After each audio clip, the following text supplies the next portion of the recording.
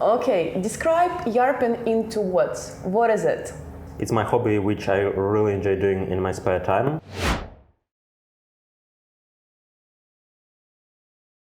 Outside my main work, so I work as an immigration lawyer at a company. But for people, I hope it is a place where they can meet, they can find friends, and just utilize this need to be around other people. Okay, tell me more about format of this event. How does it take place? Like, so what is speed networking? What is speed networking? Exactly. So we actually, well, as far as I'm aware, we're the only speed networking like type of the gathering for the Russian speakers in London. So as you come in, you are given an order of tables, and then you rotate every 15 minutes to enable you to meet as many people as possible. How often does it take place? I really try to do it every first Friday of a month. So for example, the next event is going to be on the 3rd of March 2023. Okay. However, you need to follow our social media platforms for any updates, because sometimes because of like problems with the venues, we may push it to like the second maybe Friday of a month. But usually for the past 6 years, I would say 80% of the events were on the first Friday. Do you remember your first Yarpen? Was it also on the first Friday of month?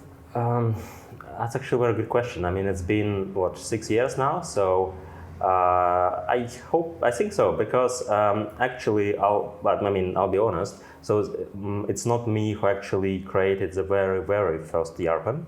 So it was my friend Dmitry, who was an investment banker and who just wanted to kind of expand his circle. So he invited his other friends, just like that, in one of the bars in central London. So I think it all started with just like 8 people. Okay. At that time, I was really keen on working in investment banking, so I was kind of pretty much spamming him on LinkedIn on how to can we meet for coffee or something? And he said, oh yeah, okay, why not you just come for this thing which I'm trying just to do with my friends, and we can talk there. So I think I was year 1 undergraduate student back then. Okay, you mentioned your partner Dmitry Rastorguyev, and are you alone now, or do you have a team who helps you to organize such a big event? Actually, yesterday you had a sold out. Yeah. And so, do you have a team? No, I mean I'm kind of. The story is pretty simple. So it was Dmitry, and then I ended up helping him for the first year. Okay. And then approximately after a year or so, he basically, he changed his career. He changed, I believe, the country. So he moved to other place. Okay. And then I saw that after a year, he stopped doing anything for 7-8 months. So I texted him, maybe, can I take it over and continue? And so since 2018, I believe since January 2018, that's when I started running it completely kind of solely on my own. And I think we've grown from, I'm trying not to lie, I don't remember exact numbers, but maybe from 200 or 300 people up to about 3,000 on LinkedIn now.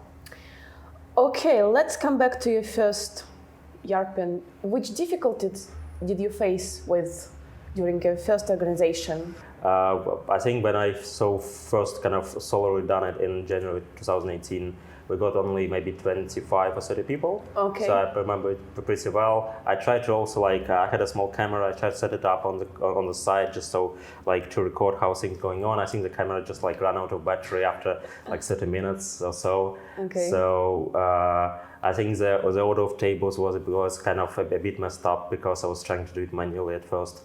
So, but everyone enjoyed, and the most important thing, people came again and again and again. How do you communicate with your audience? Via Instagram, via LinkedIn, via Facebook? How do you find these people who come to you every Friday? Well, first of all, not everyone comes every Friday. I think on average people come, I try to trace it back maybe every 3-4 months. So that's why it's kind of a continuous rotation of kind of new people, a bit of old people. So it started on LinkedIn. That's why LinkedIn is our main platform where you can get all the updates. I think we got like 3,000 approved members. Okay. So, and you can always find the most up-to-date and interesting information there. And then it's pretty much from LinkedIn, it's then kind of copied over to all other platforms, just because some people like Facebook, Instagram, we have Telegram chat where you can ask question in different sections, for example, on immigration, on just general kind of questions, on, I don't know, like even like find a person with whom you can leave your dog for a few weeks once while you're away.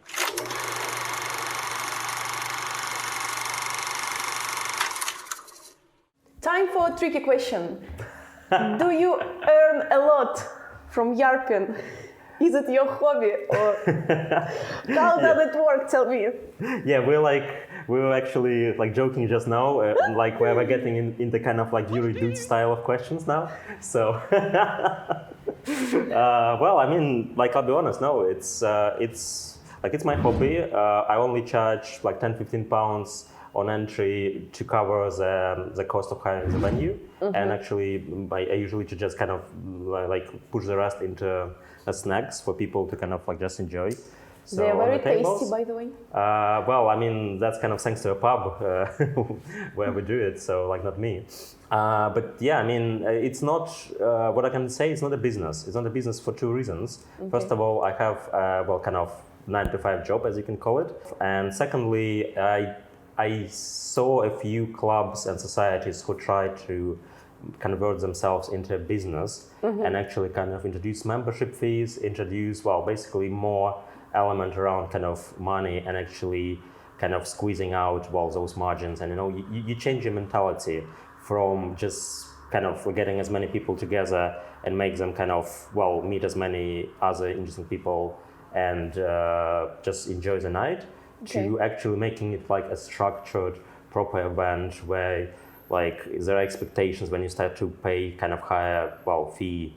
So there is, and it's like, it ruins the vibe.